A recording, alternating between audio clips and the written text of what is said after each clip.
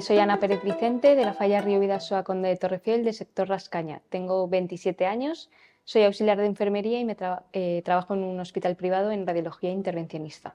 Al escuchar mi nombre en la preselección sentí mucha emoción y una alegría, ya que no me lo esperaba.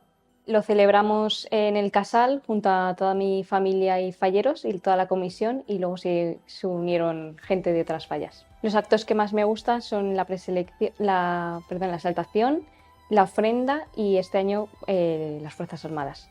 Los artistas que más destaco son Ceballos y Sanabria, me encantan sus monumentos y las fallas han evolucionado bastante, pero creo que se está perdiendo un poco la esencia de lo tradicional. Me gusta la indumentaria valenciana porque es tradición, me encantan los dibujos antiguos, me cosé mi madre, he tenido 5 trajes, un reina, un Francia, un bocairent y me gustan las sedas. Mis referentes como fallera mayor de Valencia son Gloria Martínez Amigó, Alicia Moreno, Marina Civera, Raquel Alario.